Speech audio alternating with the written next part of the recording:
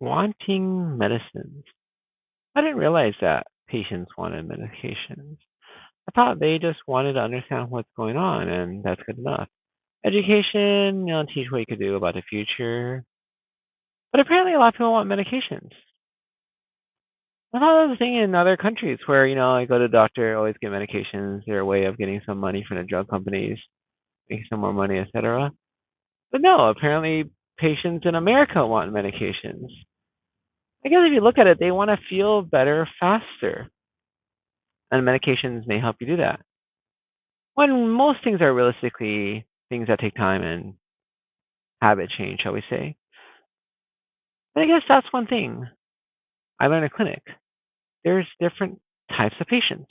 They want different things. Some people just want to know. They want investigations. I guess I'd probably fall in that category. I want to know why this is going on. I don't necessarily want a quick fix.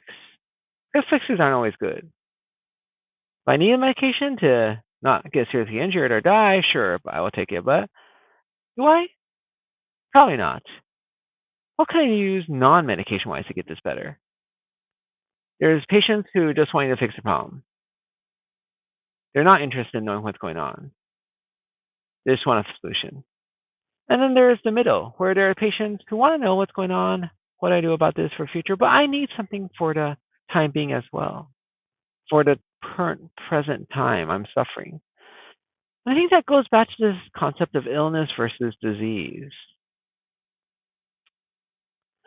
So it's very interesting because so many things are diseases, things that make your body go awry, wacky, if you will, dysfunctional. Pathophysiology, right? Pathology, wrong, bad, something going wrong. However, there's also how it affects people. And that's where you get into this difference. Some people are affected by something little, and some people aren't. And really, it depends on the person. And the thing is, what's the big deal, you would say, right? I think the reality is a lot of things aren't actually a big deal. So I learned recently, which I've always sort of suspected, that the healthcare system doesn't care about doctors over ordering tests. It simply doesn't care. A lot of people may push doctors to order less tests, but we're talking about people who don't really have much clinical exposure, people who don't really take care of patients, shall we say. Those people are the ones who will say, oh, you ordered too many tests. Whereas if you deal with patients, if you can order tests, make them happy, that you get out on time, how is that a bad thing? I think that's the rub, right? Doctors are taught a certain way and believe a certain way, which is maybe not consistent with the reality we live in. We're taught medicine like it's practiced in other countries, which have integrated health systems, which have nationalized insurance, which have rationing, right? We don't have any of that. So why should we practice that medicine? How is this good for me? Do the professors at school understand what patients are like? Do they understand what it takes to get good scores in their doctor feedback forms? I mean, there's different patients. One time I just straight out told a lady, what do you want? Right? Just put it out there. You obviously want something. Just tell me. She thought I wouldn't give it to her. Sure, I'll give it to you. No biggie. Right? I think the irony is that in an integrated system where supposedly doctors care about saving costs, money, resources, blah, blah, the people on the front line, the primary care doctors in clinic, they truly don't. Patient wants something, they order it. And actually, the irony is actually they are saving costs. You know why? Because nowadays patients want what they want and they'll work hard to get it. They don't get it from you, they'll see another doctor. They're going to urgent care, they go to ER. ER will just order anything to get you out the door, right? So they'll get it anyways.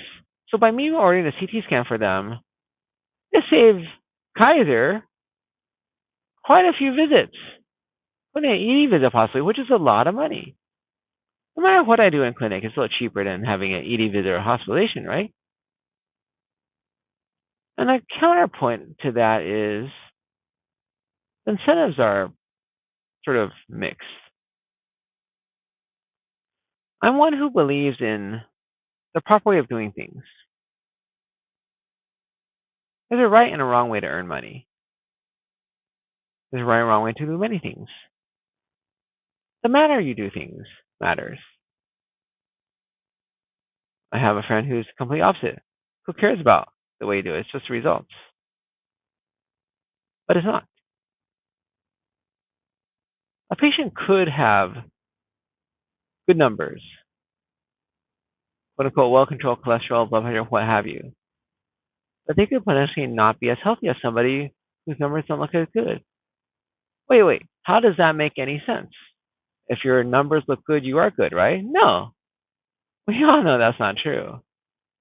We have many ill patients who are in horrible medical conditions, who have diseases, chronic conditions that are very well controlled. So you didn't fix them, did you? Made their numbers look better, but didn't actually fix the person. That's where the person comes in, right?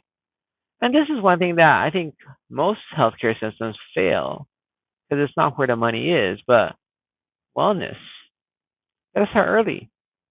Example I'll give you is this idea of venous insufficiency. In many people's legs, they develop some swelling later on in life. They have varicose veins, they can not. But anyways, oftentimes they have venous insufficiency. So you've been on your feet a lot. The older you get, the more you're on your feet. Veins have one-way valves, or they're supposed to. They start that way. And the blood doesn't flow back to the heart by the veins pumping because they don't move. They have no musculature. They're just silly little conduits that are flimsy and don't do anything. So what do? How does it work? Well, they still have one-way valves. So when your muscle moves, because you move your muscles every now and then, they squeeze. They squeeze, and it only goes one direction because it's a one-way valve. As you get older, oftentimes the valves get leaky. They get stretched out, and they're not so one-way. Solution, make them one-way again by putting on compression stockings. But what you want to do is do this before they actually get that bad, right? When they get bad, you're trying to prevent them from getting worse, but you're not going to fix them. But let's say you have a job that requires you to be on your feet a lot. Why don't you start compression stockings before you have any issues? It doesn't hurt you. It may not be the most comfortable, but it will potentially help you in the future. And that's called preventative maintenance. That's why many cars get a checkup even when there's nothing wrong with them. But we don't do it in the medical field. When a doctor gives you an annual, they're just looking for things wrong with you. They're not reinforcing helping things that are right, telling you what to do before you get ill, before you get old. And realistically, the medical system's just not set up for that, right? The emphasis is put on people who are ill, saving them. People who are healthy, they're neglected. That's just the truth in all systems. Now you have concierge doctors, private, you know, pay people. They'll take care of you because you're worried well. But I would dare say a lot of them aren't actually there to take care of you either. They're there to kiss up, make money, make you feel better, treat your worries with unnecessary procedures and medications, which doesn't make you well, right? The people with body dysmorphic disorder who are, or just general people who are dissatisfied with their appearance, plastic surgery isn't going to fix that because it's not a physical issue. And we're not set up to deal with the psychological. So much stuff is psychological. But there's only so many psychiatrists and therapists, and many of them don't even fix people. So is it unfixable? I dare say it's not unfixable, but so many of the ways that people get treated aren't helpful. Like just having people go out on disability for their anxiety or their depression. I don't think just sitting by yourself at home, not doing anything, is going to help that. If you're weak, you just not do anything and lay in bed because you're weak, that's not going to help. But who's going to strengthen their psyche, their coping skills? Who's going to work with them on a regular basis? Potentially a therapist, but definitely not a doctor.